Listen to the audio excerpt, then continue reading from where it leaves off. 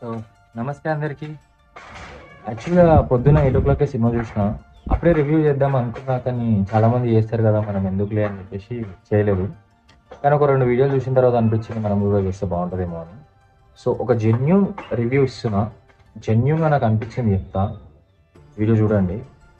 So మీరు తమిళలో చూసినట్టు నిజంగా ఈ సినిమాలో విజయ్ దేవరకొండ ఉన్నాడు, రామ్ గోపాల్ వర్మ ఉన్నాడు, రాజమౌళి ఉన్నాడు,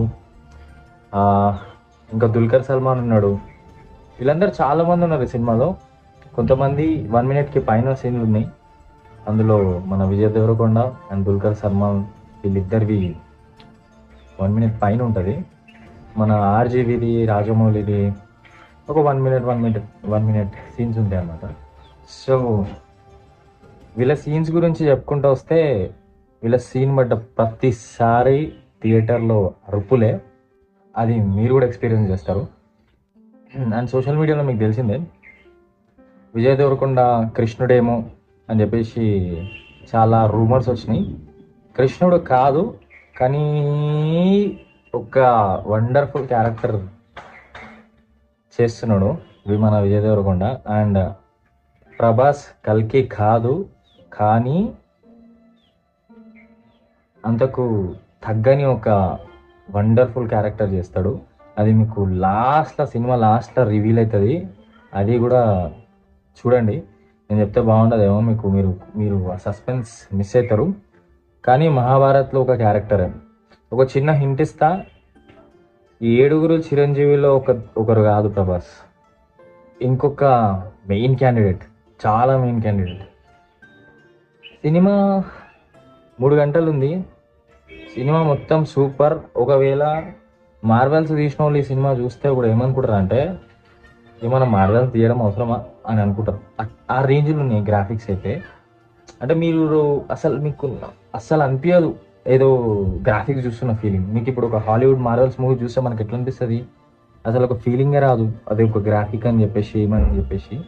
సో అట్లా పర్ఫెక్ట్ 100కి 110 మార్క్స్ ఇచ్చేసాం ఈ గ్రాఫిక్స్ విషయంకి వచ్చేసరికి. ఇంకా స్టోరీలో నాకు తిరిగిపోయింది. అసలు ఎవ్వరు గెస్ చేయలేని క్యారెక్టర్ ప్రభాస్ అయితే. ప్రభాస్ క్యారెక్టర్ ఎవరు గెస్ చేయలేదు. నేను కూడా అసలు అనుకోలేదు. విజయ్ దేవరకొండ క్యారెక్టర్ ఉంటుంది అనుకున్నా. నేను ఒక 2 అనుకున్నా, రెండిట్లో ఒకటి విజయ్ దేవరకొండ క్యారెక్టర్ కన్ఫర్మ్ అయిపోయింది. అది నేను అనుకున్నా. సాంగ్స్ విషయానికి వస్తే సినిమాలో సాంగ్స్ అయితే పెద్ద ఏం లేవు. సో అంతే ఉంది. మ్యూజిక్ బాగాలేదని కాదు, మ్యూజిక్ కూడా బాగుంది. బట్ నాకు అనిపించింది ఒక చిన్నది ఏంటంటే, మ్యూజిక్ కొంచెం గట్టిగా పడాల్సింది. కొన్ని సీన్స్కి అట్లా పడి ఉంటే ఒక రేంజ్ ఉండేది. అండ్ ఇంకోటి, సినిమాలో మీకు మహాభారత్ సీన్లు చూపిస్తారు. ఒక్క మహాభారత్ సీన్లు చూడడానికే సినిమా పోయినా సరిపోతుంది అంతే. అట్లాంటి సీన్లు ఉన్నాయి మహాభారత్. ఒక 4 సీన్స్ ఏమో అట్లా ఉంటాయేమో. ఆ 4-5 సీన్స్ కూడా చించేసిండు. అదైతే హైలైట్. ఇంకా ఇంకొక ఇది బెటర్ ఉంటే బాగుండు అని నాకు అనిపించింది ఏంటి అని అంటే, సినిమా మొత్తం ఎక్కడికైతే అయిపోయిందో అది ఇంటర్వెల్ అవ్వాల్సింది. ఇంటర్వెల్ తర్వాత ఇంకొంచెం స్టోరీ ఉండాల్సింది. ఆ తర్వాత పార్ట్ 2, పార్ట్ 3 అట్లా చెప్పాల్సింది. యాక్చువల్లీ ఇప్పుడు ఈ సినిమా అయిపోయిన తర్వాత పార్ట్ 2 కాదు, 3 కూడా ఉండొచ్చు, 4 కూడా ఉండొచ్చు, 5 కూడా ఉండొచ్చు. మనకి ఆ క్లారిటీ మన నాగశ్విన్ గారు మనకి ఇవ్వలేదు. కంటిన్యూస్ అని చెప్పేసి లాస్ట్లో పడుతుంది మనకి. సో అది పార్ట్ 2 కావచ్చు, 3 కావచ్చు, 4 కూడా కావచ్చు. కానీ ఒకవేళ మొత్తం ఈ సినిమా ఏదైతే అయిపోయిందో అది ఇంటర్వెల్ వరకు ఉండి ఇంకొంచెం స్టోరీ ఏదైనా యాడ్ చేసి ఉంటే అది తిరిగేది ఖచ్చితంగా. ఇది కూడా బాగుంది. అట్లా చేసి ఉంటే ఇంకా తిరిగిపోయేది. ఎందుకంటే సినిమా ఎండింగ్ వరకు మళ్ళీ ప్రభాస్ ఆ గతం మర్చిపోతాడు, మళ్ళీ ఆమెను తీసుకొని వెళ్ళిపోతాడు అనమాట. సో అన్నీ నేను చెప్పను, మీరు సినిమా చూస్తే బాగుంటుంది. మీకు సస్పెన్స్ మిస్ అవుతుంది మళ్ళీ. అండ్ కృష్ణుడి క్యారెక్టర్ ఎవరో మనకి ఇంకా రివీల్ చేయలేదు.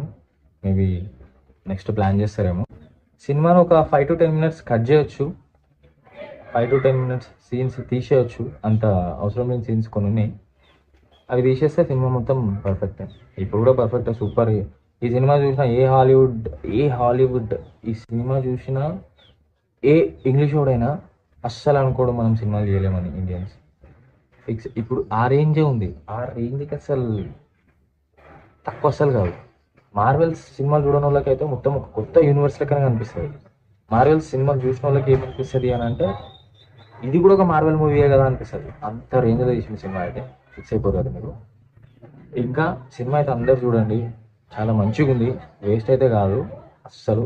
మీరు ఆ 2-3 మహాభారత్ సీన్ల కోసం పోయినా చాలు, అంత తోపునే ఆ సీన్. ఓకేనా, అది మ్యూజిక్ ఒక్కటి ఇంకా గట్టి పడింటే అర్థమవుతుంది. టమ్ టమ్ టమ్ టమ్ టమ్ టమ్ ఆ రేంజ్లో పడాల్సింది సౌండ్. అట్లా పడింటే ఆ ఎలివేషన్ సీన్లల్లా చించేస్తుండే థియేటర్ మొత్తం. సో అది నా రివ్యూ. మీరు సినిమా చూడండి. చాలా వాటికి నేను ఆన్సర్ చేయదలుచుకోలేదు, ఎందుకంటే మీకు సస్పెన్స్ కావాలి. నేనేం ఫీల్ అయినా మీరు కూడా అదే ఫీల్ కావాలని చెప్పేసి మీకు మొత్తం రివ్యూ చెప్తలేను. మీకు ఏమైనా డౌట్లు ఉంటే కామెంట్ చేయండి, దానికి ఆన్సర్ చేస్తా. అండ్ ఇంకేంటి, సినిమా చూడండి అబ్బా. సినిమా తీయడం ఎంత కష్టమో నాకు కూడా కొంచెం తెలుసు. నేను షార్ట్ ఫిలిం తీసిన, షార్ట్ ఫిలిం తీయడానికైనా చెంబు అవుతుంది. సినిమా తీసడం అంటే నార్మల్ విషయం కాదు. సో వాళ్ళందరినీ మనం ఖచ్చితంగా ఎంకరేజ్ చేయాలి. ఇలాంటి సినిమాలను, సైఫై మూవీస్ ఇండియన్స్ కూడా చూస్తారు అని వాళ్ళకి కాన్ఫిడెన్స్ తేవాలి. సో అట్లా అనమాట మ్యాటర్. సో నమస్తే, బాయ్ ఫర్ నౌ. అండ్ ఇంకేమైనా మీకు కావాల్సి వస్తే కామెంట్ చేయండి, దాని గురించి మాట్లాడుకుందాం.